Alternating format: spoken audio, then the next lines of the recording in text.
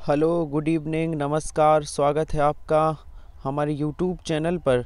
जैसा कि आपको पता है, ये जो हमारी क्लास है ये रात्रि 8 बजे वाली ये 8 बजे वाली जो क्लास है ये हमारी स्पेशली उत्तर प्रदेश पुलिस के लिए है। लेकिन आप किसी का भी एग्ज़ाम दे रहे हो, किसी का भी, तो आप हमारे साथ जुड़ सकते हैं। आप क्या कर सकते हैं, आप हमारे साथ रात्रि 8 बजे आइए। मैं हिंदी के बेहतरीन प्रश्न लेकर आता हूँ, जिसमें मैं बेहतरीन कितने प्रश्न 37 प्रश्न करवाता हूँ। बेहतरीन मेरी सीरीज़ रात्रि 8 बजे चलती है। आप सभी जुड़ जाइए। और मैं आपकी जानकारी के लिए बता दूं, मेरी 4 क्लासें आती हैं एक दिन में। सुबह 7 बजे से स्टार्ट होती है। सुबह 7 बजे जीके जीएस स्टार्ट होती है, जिसमें मैं सर 10,000 से ज़्यादा प्रश्न करवाऊंगा। वन लाइनर सिर्फ 20 मिनट की वीडियो होगी। 20 मिनट की होती भी है, मैं करवा रहा हूँ। 2 वीडियो आ चुकी हैं। आप जुड़िए हमारे यूट्यूब चैनल से, ठीक है। और मैं 5 बजे क्लास एसएससी जीडी की हिंदी पढ़ा रहा हूँ। 8 बजे उत्तर प्रदेश पुलिस की हिंदी है ना, मॉडल पेपर 5 बजे 8 बजे। और रात्रि 9 बजे टॉपिक वाइज कंप्लीट हिंदी का रिवीजन करवा रहा हूँ। किसी का भी एग्ज़ाम देना है, टेट सुपर टेट का, सी टेट का, यूपीएसआई पुलिस जूनियर असिस्टेंट लेखपाल वीडियो, किसी का भी एग्ज़ाम देना है एसएससी जीडी, तो आप रात्रि 9 बजे वाली भी ज्वाइन करिए। मैं टॉपिक वाइज पढ़ा रहा हूँ। 7,000 प्रश्न डिस्कस करूँगा।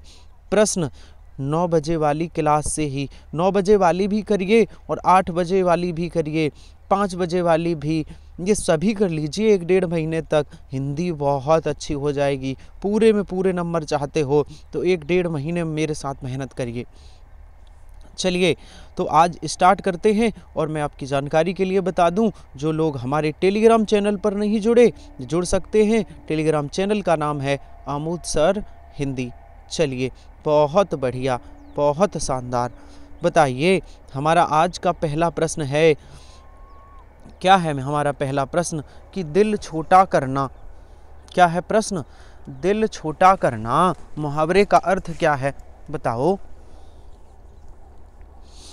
दिल छोटा करना मुहावरे का अर्थ क्या है? बताइए। सर, दिल छोटा करने का मतलब है हतोत्साहित होना। दिल छोटा करने का मतलब क्या है? हतोत्साहित होना।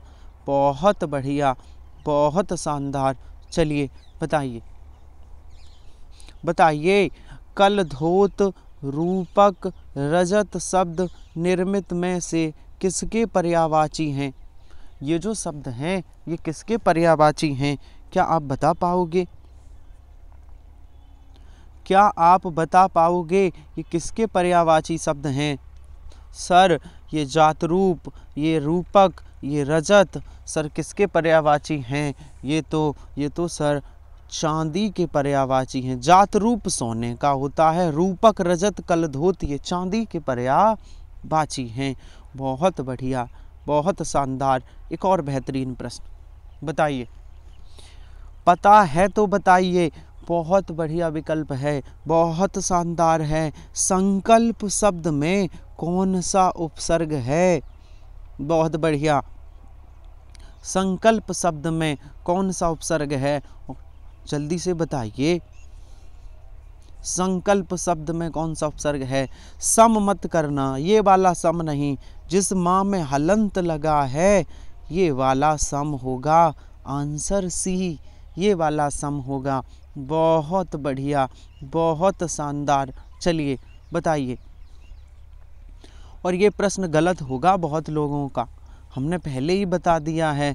आपका ये प्रश्न गलत ना हो इसलिए हमने पहले ही आपको हिदायत दी है कि पितृ शब्द है ना, पितृ शब्द में एक प्रत्यय लगाने से क्या शब्द बनेगा? मैं कह रहा हूँ, बड़ी सोच समझ के करना। पितृ शब्द में एक प्रत्यय लगाने से कौन सा शब्द बनेगा? बहुत लोग करेंगे, सर हमने जब इस प्रश्न का आंसर देखा, एनालिसिस किया, ऑफिशियल आंसर बताऊंगा मैं। पैतृक कर रहे, ये गलत है, पैतृक होता है।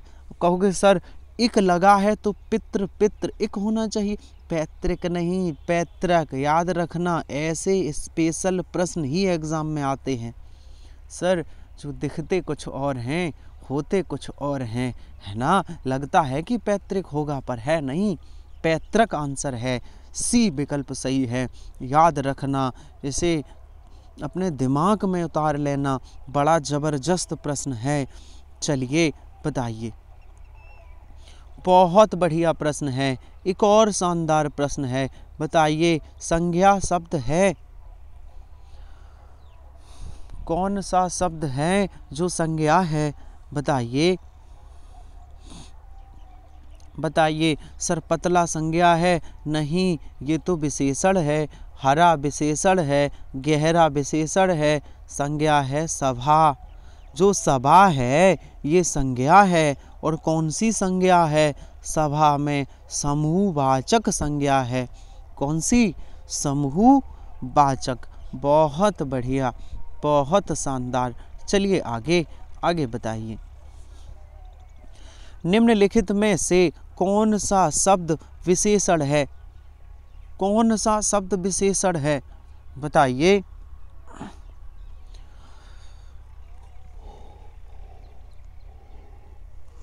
सर कौन सा शब्द विशेषण है, सर आग्नेय, आग से बना है आग्नेय, और ये क्या है, ये विशेषण शब्द है। आग्नेय कौन सा शब्द है, विशेषण शब्द है। बहुत बढ़िया, बहुत शानदार। चलिए बताइए, निम्न में स्त्रीलिंग शब्द कौन सा है, पता है तो बताओ। अब तो काम आसान हो गया आपका, स्त्रीलिंग पुल्लिंग सिखाया है हमने। कौन सा स्त्रीलिंग है, मेरा और मेरी लगा दो, मेरा और मेरी, बताओ स्त्रीलिंग। मेरा पालन, सर मेरा लगा है, पुल्लिंग होगा मेरी शोभा। कौन सा स्त्रीलिंग है, जिसके साथ मेरी फिट बैठ जाए वह स्त्रीलिंग है, मेरी शोभा। और ये मेरा नृत्य, ये पुल्लिंग है, मेरा शस्त्र, ये भी पुल्लिंग है। तो इस प्रश्न का आंसर क्या होगा, इस प्रश्न का आंसर होगा शोभा। शोभा शब्द स्त्रीलिंग है। बहुत बढ़िया, बहुत शानदार। चलिए आगे आगे एक और बेहतरीन प्रश्न है, करिए। मैं थोड़ा छोटा कर दूं, अब ठीक है।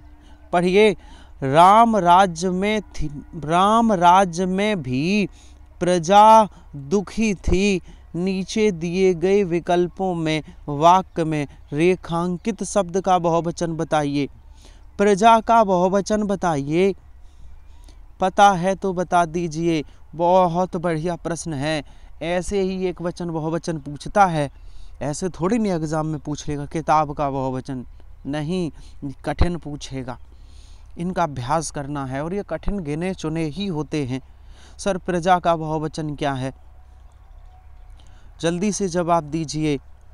प्रजा का बहुवचन क्या है, प्रजा का बहुवचन है प्रजा वर्ग। हाँ, प्रजा लोग, प्रजा जन और प्रजा मत करना। प्रजा का बहुवचन होता है प्रजा वर्ग। सर वर्ग कैसे, प्रजाएं नहीं होगा, नहीं होगा। आप अगर सोच रहे हो कि प्रजा का प्रजाएं होगा तो गलत सोच रहे हो। जैसे अध्यापक का अध्यापकें नहीं होगा, अध्यापक गण। कुछ एक वचन बहुवचन जब बनते हैं तो उनमें गण, वृंद, जन, वर्ग शब्द लग के बनते हैं। जैसे अध्यापक का बहुवचन अध्यापक गण, शिक्षक का शिक्षक गण, लोग का लोग वृंद। समझ आ रही बात, समझ आ रही। प्रजा का प्रजा वर्ग होगा, क्या होगा, जैसे शिशु का बहुवचन शिशु वृंद, प्रजा का प्रजा वर्ग। शिशु का शिशुएं नहीं होता है, शिशु वृंद। शिशु का कोई बहुवचन पूछे, शिशु का बहुवचन पूछे तो बताना है शिशु वृंद। क्या होगा, शिशु वृंद।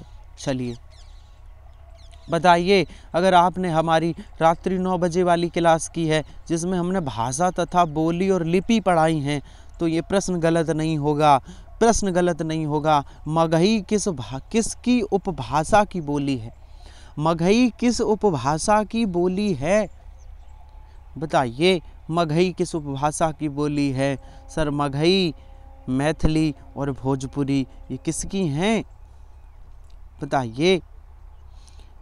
मगही, मैथिली, भोजपुरी ये किसकी हैं? बहुत बढ़िया, बहुत शानदार, बहुत अच्छे।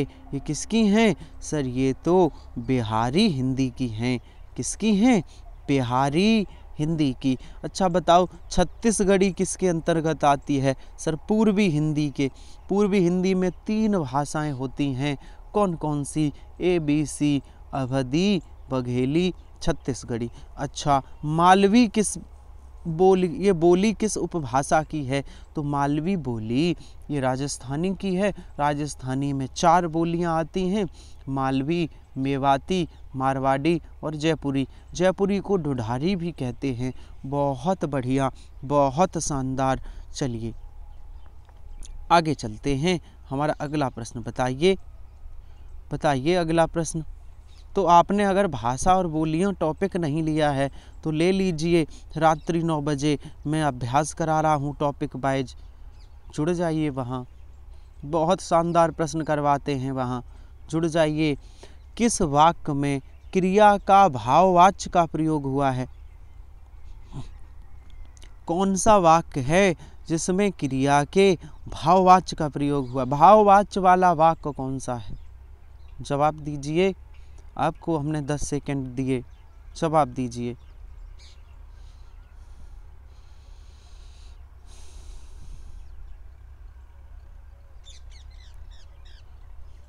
बहुत शानदार, बहुत बढ़िया। जिसमें नहीं लगा हो आंख बंद करके लगा दो, वह भाववाच्य है। उससे फल नहीं खाए गए, ये भाववाच्य है। बहुत बढ़िया। चलिए बताइए। मातृभाषा चिंतन और मनन की भाषा है। जो हमारी मातृभाषा है ना, वो चिंतन और मनन की भाषा होती है। वाक्य का भेद है। कौन सा वाक्य है? देखो, जब 2 उपवाक्य जुड़ते हैं, जब 2 उपवाक्य जुड़ जाते हैं तो वहाँ पर कौन सा वाक्य होता है? सर 2 उपवाक्य। एक उपवाक्य ये है मातृभाषा चिंतन और मनन की भाषा। एक उपवाक्य ये है। उपवाक्य कैसे पहचानोगे? 2 क्रियाएं, एक क्रिया ये है, एक ये है, तो एक उपवाक्य ये हो गया और एक ये हो गया। इसलिए जब 2 उपवाक्य जुड़ते हैं तो वहाँ कौन सा वाक्य है? सर वहाँ तो संयुक्त वाक्य होता है। बहुत बढ़िया, बहुत शानदार। चलिए बताइए। स्वर सहित व्यंजन है जिसमें स्वर हो, ऐसा व्यंजन बताइए। बहुत शानदार। हमने कल पढ़ाया है, हमने कल वर्णमाला की थ्योरी पढ़ाई है। मैं फिर से कहता हूँ, हिंदी में पूरे नंबर चाहते हो तो रात्रि 9 बजे पहुँच जाइए। हमारी क्लास चलती है हिंदी की टॉपिक वाइज। कल हमने वर्णमाला पढ़ाई है, 1 घंटे में थ्योरी पढ़ाई, वहाँ स्वर और व्यंजन सिखाए हैं हमने। तो स्वर रहित व्यंजन कौन सा है? जिसमें नहीं, स्वर सहित, जिसमें स्वर है वह कौन सा व्यंजन है? सर स्वर सहित व्यंजन का है। कौन सा है? का व्यंजन। बहुत बढ़िया, बहुत शानदार। चलिए बताइए। किन वर्णों के उच्चारण में कम वायु तथा कम समय लगता है? बताओ। कम वायु तथा कम समय लगता है, कौन से उच्चारण हैं, कौन से शब्द हैं, वो कौन से वर्ण हैं? हमने कहा, हमने कल ही पढ़ाया है उच्चारण और उस वर्ड और उसके उच्चारण स्थान, अल्पप्राण, महाप्राण, घोष, सघोष सब पढ़ाए हैं। तो जिनमें वायु धीरे से खींची अथवा छोड़ी जाए, कम वायु की बात की जाए, वो अल्प प्राण में होती है। और अल्प प्राण कौन कौन से होते हैं? प्रत्येक वर्ग का पहला, तीसरा, 5वां वर्ड अल्प प्राण होता है। कौन सा होता है? पहला, तीसरा और 5वां। हमने कल ही टॉपिक पढ़ाया है, जाके देख लीजिए। महाप्राण कौन से होते हैं? प्रत्येक वर्ग का दूसरा और चौथा वर्ड महाप्राण होते हैं। अघोष कौन से होते हैं? प्रत्येक वर्ग का पहला और दूसरा अघोष होते हैं। बहुत बढ़िया, बहुत शानदार। चलिए, योग रूढ़ शब्द कौन सा है? पहचानिए कि योग रूढ़ शब्द कौन सा है, जल्दी से बताइए। बता दीजिए। योग रूढ़ शब्द कहाँ गया है भाई? योग रूढ़, अच्छा ये है। योग रूढ़ शब्द कौन सा है बताइए। योग रूढ़ शब्द वे होते हैं, सभी पर्यायवाची योग रूढ़ होते हैं। तो इसमें पर्यायवाची कौन है? पंकज। मतलब दो रूढ़ शब्द मिलते हैं, जब जुड़ जाते हैं दो रूढ़ शब्द और जुड़कर कोई तीसरा अर्थ देते हैं तो पंकज, तो ये योग रूढ़ शब्द कहलाता है। अर्थात हम दूसरे शब्दों में कह सकते हैं कि बहुब्रीहि समास के जितने शब्द हैं वो सब योग रूढ़ कहलाते हैं। बहुत बढ़िया, बहुत शानदार। चलिए बताइए, निम्नलिखित में से कौन सा शब्द निजवाचक सर्वनाम है? बताइए, कौन सा शब्द निजवाचक सर्वनाम है? जवाब दीजिए सर, जल्दी से जवाब दीजिए। कौन सा शब्द निजवाचक सर्वनाम है? बताइए, जल्दी से बताइए। सर, ये जो आप लिखा है, हाँ ये निजवाचक सर्वनाम है। अच्छा, निजवाचक, हाँ तो मैं कौन सा सर्वनाम है? ये उत्तम पुरुषवाचक सर्वनाम है। वह कौन सा सर्वनाम है? वह अन्य पुरुषवाचक है। तू कौन सा है? तू या तुम, ये मध्यम पुरुषवाचक सर्वनाम है। कौन से हैं? मध्यम पुरुषवाचक सर्वनाम। बहुत बढ़िया, बहुत शानदार। इसी तरह आप इसी तरह लगे रहिए, इसी तरह मेहनत करते रहिए। एग्ज़ाम तक आप, यूपी पुलिस के एग्ज़ाम तक मैं भरोसा दिलाता हूँ कि जब एग्ज़ाम होगा ना, आपके पूरे में पूरे नंबर आएंगे, हिंदी में पूरे नंबर। बस आप जुड़े रहिए, मैं एक एक प्रश्न का विश्लेषण करवाऊँगा, बहुत अच्छे से करवाता हूँ और ऐसे ही करवाता रहूँगा। चलिए बताइए, आजकल भारत की जनता भी अधिकाधिक शिक्षित हो गई है। रेखांकित शब्द का वचन बताइए। रेखांकित शब्द कौन है? जनता। कल भी ये प्रश्न था, जनता का वचन बताओ। जनता कौन सा वचन है? वो ये नहीं कह रहा है जनता का बहुवचन बताओ, वो कह रहा है जनता किस वचन में है, एक वचन में है कि बहुवचन में। ये प्रश्न गलत हो सकता था ना, ध्यान से सुनिए। एक वचन बहुवचन नहीं बनवा रहा, वो कह रहा है जनता शब्द किस वचन में है, तो जनता एक वचन में है। जनता होती है, अगर होता तो एक वचन बहुवचन पहचानना है तो क्या करेंगे? क्रिया के बाद, किसी भी शब्द के बाद क्रिया लगाओ। वो जनता होती है कि जनता होती हैं? जनता होती है, क्रिया एक वचन, तो आने वाला शब्द भी एक वचन है। बहुत बढ़िया, बहुत शानदार। चलिए एक और शानदार प्रश्न है, निम्न में से प्रेरार्थक क्रिया कौन सी है? बताइए। प्रेरार्थक क्रिया लगभग रोज प्रश्न आता है इससे। प्रेरार्थक क्रिया बताइए सर, प्रेरार्थक क्रिया कौन सी है? जल्दी से जवाब दीजिए, प्रश्न गलत ना हो आपका। बताइए, प्रेरार्थक क्रिया कौन सी है? सर, ऑप्शन सी में लिखा है जो गिराना, ये प्रेरार्थक क्रिया है। अच्छा देखिए, प्रेरार्थक क्रियाएं कौन होती हैं? सब प्रेरार्थक क्रियाएं के दो प्रकार की होती हैं, एक को प्रथम प्रेरार्थक कहते हैं, एक को द्वितीय। अच्छा, तो अब ये क्रियाएं होती क्या हैं? सर, प्रेरार्थक के अलावा एक क्रिया होती है जिसे मूल क्रिया कहते हैं। अच्छा, जैसे मूल क्रिया है गिरना, मूल क्रिया होती है गिरना।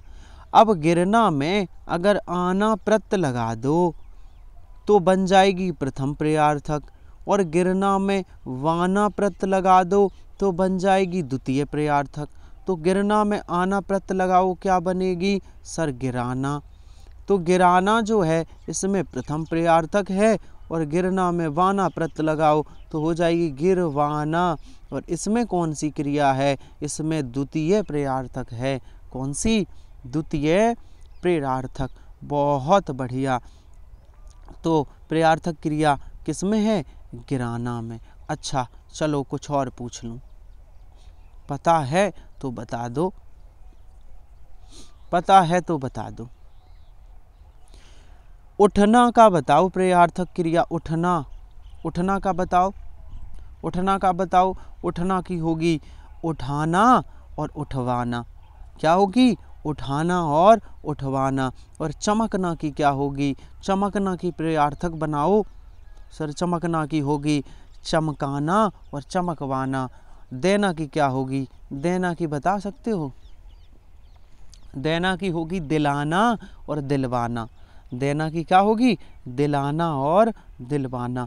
बहुत शानदार, बहुत बढ़िया, बहुत लाजवाब। चलिए बताइए, एक और बेहतरीन प्रश्न है कि श्याम आया है वाक्य का काल है। बताइए, पता है तो बता दो।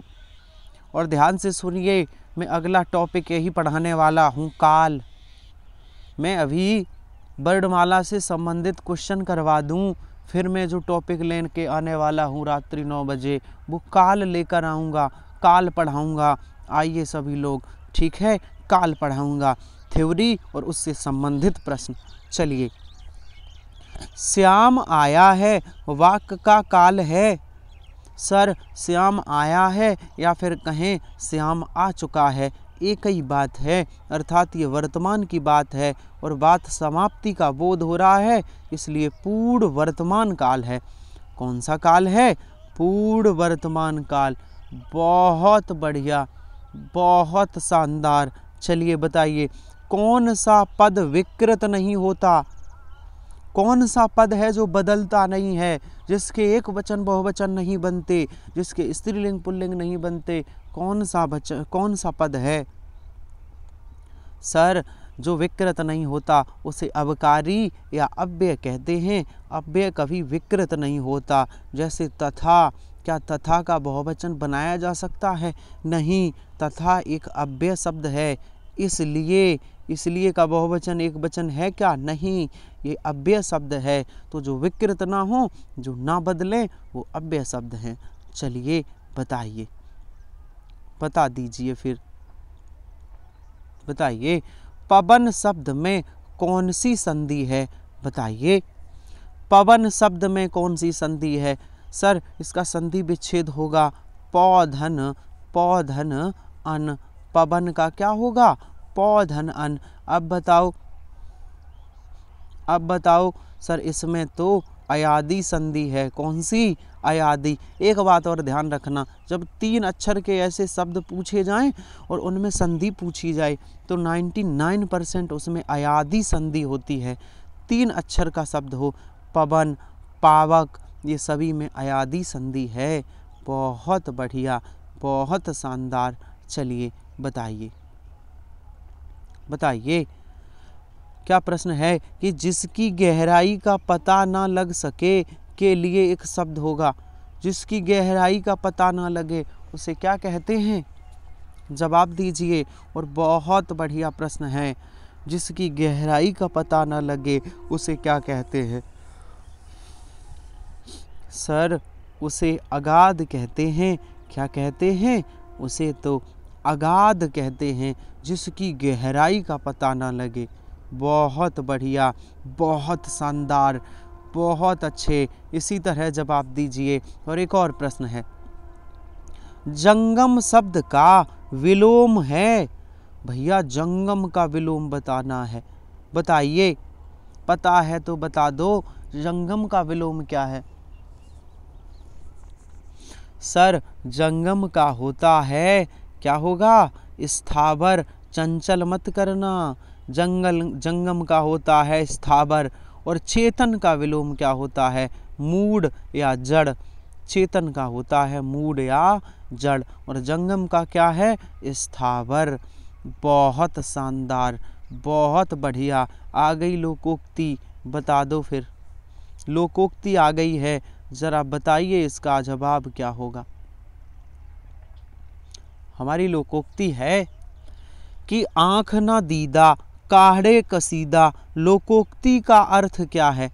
आँख न दीदा काढ़े कसीदा, लोकोक्ति का अर्थ क्या है? मैं थोड़ा और छोटी कर दूं PDF, अब ठीक है। आँख न दीदा काढ़े कसीदा, कौन सा विकल्प सही होगा? इसका अर्थ क्या है? सर इसका अर्थ है योग्यता न रहने पर भी काम की सेखी बघारना, है ना। कोई व्यक्ति योग्य नहीं है फिर भी कह रहा कि मैं इतना योग्य हूँ, और बहुत ऊंची ऊंची बातें कर रहा है, बड़ी बड़ी बातें, है ना। तो आँख न दीदा काढ़े कसीदा, योग्यता न रहने पर भी काम करने की सेखी मारना। बहुत बढ़िया। चलिए बता दीजिए फिर, एक और शानदार प्रश्न है, इसको बताइए। उपमा अलंकार किस अलंकार का उपभेद है? बताइए, उपमा अलंकार किस अलंकार का उपभेद है? पता है तो जवाब दे दीजिए। सर किस अलंकार का उपभेद है? बहुत बढ़िया सर, उपमा अलंकार अर्था अलंकार का उपभेद है। किसका? अर्था। अच्छा, अलंकार के मुख्य कितने भेद? 2 भेद होते हैं। कौन कौन से? एक शब्दालंकार, एक अर्थालंकार। शब्दा के कितने भेद? 5। शब्दा के भेद 5 याद रखो, और बचे हुए जो अलंकार के भेद होंगे वो अर्था के हैं। अर्था के 40 से ज़्यादा भेद हैं, याद नहीं रहेंगे।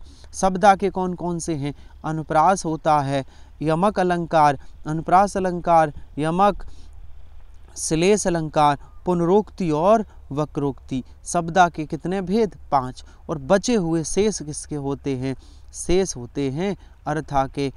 उपमा, रूपक, उत्प्रेक्षा, संदेह, भ्रांतिमान, विभावना, है ना, अतिशयोक्ति, ये सभी किसके हैं?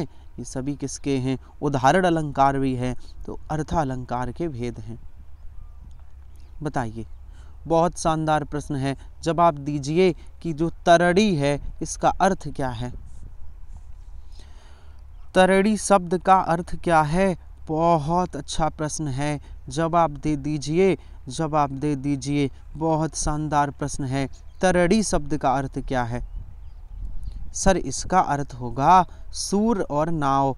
ऑप्शन ए, सूर और नाव। बहुत बढ़िया। चलिए बताइए, अपट और अपटू का अर्थ क्या है? अपट और अपटू का अर्थ बताइए। अपट और अपटू का अर्थ क्या है? क्या बता पाएंगे आप? सर बिल्कुल बता पाएंगे। अपट मीन्स होता है वस्त्रहीन। क्या होता है अपट मीन्स? जल्दी बताइए। अपट मीन्स क्या होता है? वस्त्रहीन। और अपटू मीन्स होता है मूर्ख। अपट मीन्स वस्त्रहीन, अपटू मीन्स मूर्ख। ऑप्शन सी सही होगा। बहुत बढ़िया। हमारा अगला प्रश्न है कि जिन सामासिक शब्दों में पहला पद संख्या व्यक्त करने वाला विशेषण होता है वे शब्द क्या कहलाते हैं? कौन सा समास है जिसमें पहला पद संख्यावाचक हो? संख्यावाचक विशेषण हो पहला पद, कौन सा समास है? बताइए। अभी ऑप्शन दिखाते हैं आपको, बताना फिर बता देना आप। तो जिसमें एक पद संख्यावाची विशेषण हो वह क्या कहलाएगा? द्विगु समास। जिसके दोनों पद प्रदान हो वह द्वंद्व समास। जिसका एक भी पद प्रदान न हो, कोई अन्य या तीसरा पद प्रदान हो, बहुब्रीहि समास। और एक पद अव्ययी और वही पद प्रदान हो, अव्ययी भाव समास। जैसे भरपेट, भरपेट में कौन सा समास है? अव्ययी भाव समास। चलिए 5 नंबर फ्री के हैं। अब आप शांति से सुनिए, मैं गद्यांश को पढ़ रहा हूँ। 141 से 45 5 नंबर फ्री के। बहुत बढ़िया। चलिए, अब फ्री के ऐसे नहीं आएंगे, रोज़ रोज़ गद्यांश को सॉल्व करिए, बहुत लोग गिव अप करेंगे। आपको धैर्य रखना है कि वैज्ञानिक प्रयोग की सफलता ने मनुष्य की बुद्धि का अपूर्व विकास कर दिया है। द्वितीय महायुद्ध में एटम बम की शक्ति ने कुछ क्षणों में ही जापान की अजय शक्ति को पराजित कर दिया। इस शक्ति की युद्धकालीन सफलता ने अमेरिका, रूस, ब्रिटेन, फ्रांस आदि सभी देशों को ऐसे शस्त्रास्त्रों से के निर्माण की प्रेरणा दी कि सभी भयंकर और सर्वनाशकारी शस्त्र बनाने लगे। अब सेना को पराजित करने तथा शत्रु देश पर पैदल सेना द्वारा आक्रमण करने के लिए शस्त्र निर्माण के स्थान पर देश के विनाश करने की दिशा में शस्त्रास्त्र बनने लगे। शस्त्रास्त्र मतलब मिसाइलें। इन हथियारों का प्रयोग होने पर शत्रु देश की अधिकांश जनता और संपत्ति थोड़े समय में ही नष्ट की जा सकती है ना। परमाणु बम बना दिए गए, किसी भी देश को नष्ट कर सकते हैं। ऐसे शस्त्रास्त्र प्रायः सभी स्वतंत्र देशों के संग्रहालय में कुछ न कुछ आ गए, सबके पास हैं। अतः युद्ध की स्थिति में उनका प्रयोग भी अनिवार्य हो जाएगा, जिससे बड़ी जनसंख्या प्रभावित हो सकती है। इसलिए निशस्त्रीकरण की योजनाएं बन रही हैं। शस्त्रास्त्रों के निर्माण की जो प्रक्रियाएं अपनाई गई, उसी के कारण आज इतने उन्नत शस्त्रास्त्र बन गए हैं, जिनके प्रयोग से व्यापक विनाश आसान दिखाई पड़ता है। अब भी परीक्षणों की रोकथाम तथा बने शस्त्रों का प्रयोग रोकने के मार्ग खोजे जा रहे हैं। इन प्रयासों के मूल में भयंकर आतंक और विश्व विनाश का भयंकर कार्य चल रहा है। तो ये गद्यांश था, ये गद्यांश एटमी बम हथियारों पर था जो मानव प्रजाति को ख़त्म कर सकते हैं, उससे संबंधित ये था। तो अब प्रश्न बताइए, 5 शानदार प्रश्न हैं कि इस गद्यांश का मूल तथ्य क्या है, बताइए। इस गद्यांश का मूल तथ्य क्या है, क्या आप बता पाएंगे? इस गद्यांश का मूल तथ्य क्या है, बताइए, जल्दी से जवाब दीजिए। क्या होगा सही जवाब? सर, इसका सही जवाब होगा कि निशस्त्रीकरण और विश्व शांति ये होना चाहिए देश में, ये दुनिया में होना चाहिए। चलिए, बहुत शानदार, जवाब दीजिए पता है तो। गद्यांश को ध्यान से सुना है तो बताइए। भयंकर विनाशकारी आधुनिक शस्त्रों का बनने की प्रेरणा किसने दी? आधुनिक शस्त्रों को बनने की प्रेरणा किसने दी? जल्दी से जवाब दीजिए। सर, जापान पर गिराए गए, किसने दी? जापान पर गिराए गए परमाणु बम ने दी। किसने? जापान पर गिराए गए परमाणु बम ने। बहुत शानदार। चलिए, एटम बम की अपार शक्ति का प्रथम अनुभव कैसे हुआ? कैसे हुआ? प्रथम अनुभव कैसे हुआ? जल्दी से बताइए। बिल्कुल सही है, जापान में हुई भयंकर विनाश लीला से हुआ है एटमी शक्ति, क्योंकि अमेरिका ने जापान के 2 शहर तबाह कर दिए थे। इस गद्यांश में तो नहीं है, वो शहरों का जिक्र नहीं हुआ, लेकिन मैं आपकी जानकारी के लिए बता दूं, 2 शहर तबाह किए थे, हिरोशिमा और नागासाकी। चलिए आगे चलते हैं। हमारा अगला प्रश्न है गद्यांश से संबंधित, और जवाब दीजिए कि बड़े बड़े देश आधुनिक विनाशकारी शस्त्र क्यों बना रहे हैं? बड़े बड़े देश आधुनिक विनाशकारी शस्त्र क्यों बना रहे हैं? जल्दी से बताइए। बहुत बढ़िया, पारस्परिक भय के कारण एक दूसरे को डर लगा है, इसलिए बना रहे हैं बड़े बड़े देश, है ना। गद्यांश से संबंधित आखिरी प्रश्न है कि आधुनिक युग भयंकर व विनाशकारी होते हैं क्योंकि क्यों होते हैं? क्यों होते हैं? आधुनिक युग भयंकर और विनाशकारी क्यों होते हैं? जल्दी बता दीजिए। हमारा बहुत बेहतरीन प्रश्न है। अधिकांश जनता और उनकी संपत्ति नष्ट हो जाती है। युग नहीं, युद्ध होना चाहिए। आधुनिक युद्ध भयंकर व विनाशकारी क्यों होते हैं? क्योंकि अधिकांश जनता और उनकी संपत्ति नष्ट हो जाती है। चलिए बता दीजिए। गद्यांश से प्रश्न समाप्त हो गए। अब हमारे 5 प्रश्न और बचे हैं। करी पग कही अंगूठ मुख मेलत, प्रभु प्रौढ़े पालने अकेले, हरिस हरिस अपने संग खेलते। कौन सा है? सर, पता चल गया, कृष्ण की बात हो रही है। कृष्ण की बात हो रही है, और जहाँ कृष्ण की बात हो वहाँ वात्सल्य की बात ना हो, ऐसा हो नहीं सकता। तो वात्सल्य रस है। इनमें कौन सा रस है? वात्सल्य रस है। और अगला बताइए कि जो चौपाई है, चौपाई छंद में प्रत्येक चरण में कितनी मात्राएं होती हैं? जवाब दीजिए। चौपाई छंद के प्रत्येक चरण में कितनी मात्राएं? 16 मात्राएं होती हैं। कितनी? 16। और अगला प्रश्न है, बताइए बीसल देव रासों के रचनाकार कौन हैं? बीसल देव रासों किसने लिखी है? जल्दी से बताइए। बीसल देव रासों सर नरपति नालय ने लिखी है। किसने? नरपति नालय ने। और बहुत बेहतरीन प्रश्न है कि नदी के दीप किसकी रचना है? बताइए नदी के दीप किसकी रचना है? रचनाओं से 3-4 प्रश्न डेली लेकर आते हैं हम। नदी के दीप ये अज्ञेय जी की रचना है। किनकी है? अज्ञेय जी की। और एक और प्रश्न है, आखिरी आज के सेशन का आखिरी प्रश्न, कि त्रिलोचन शास्त्री को हिंदी अकादमी सलाहकार सम्मान कब प्रदान किया गया? त्रिलोचन शास्त्री को हिंदी सलाहकार अकादमी पुरस्कार कब प्रदान किया गया? सर ये सन 1989 से 90 में प्रदान किया गया। कब किया गया? 1989 से 90। तो आज का हमारा सेशन समाप्त हुआ। कमेंट बॉक्स में बताइए कैसा लगा हमारा सेशन रात्रि 8 बजे वाला, और 37 में से कितने प्रश्न सही हुए। थोड़ी देर बाद आप आ जाइए रात्रि 9 बजे। टॉपिक वाइज मैं आज वर्णमाला के प्रश्न उत्तर कराऊंगा। वर्णमाला की थ्योरी कल पढ़ाई थी, जिन्होंने नहीं देखी है वो देख लेना। आज मैं प्रश्न कराऊंगा वर्णमाला के प्रश्न। इसके बाद नया टॉपिक लेकर आऊँगा काल, फिर मैं रात्रि 9 बजे इसके बाद काल टॉपिक पढ़ाने वाला हूँ। और आप ध्यान रखें कि हमारी सुबह 7 बजे एक क्लास चलती है जीके जीएस की, जिसमें 10,000 वन लाइनर प्रश्न लेकर आते हैं हम। तो लेकर आ रहे हैं डेली। में 10,000 नहीं करवा पाऊँगा ना, 10,000 बहुत बड़ा आंकड़ा है। मतलब एक सीरीज शुरू की है जिसमें कंप्लीट 10,000 प्रश्न करवाएंगे। डेली 20 मिनट की वीडियो होती है, सुबह 7 बजे लेकर आते हैं। आप सभी देखिए और 100-150 क्वेश्चन डिस्कस कर देते हैं।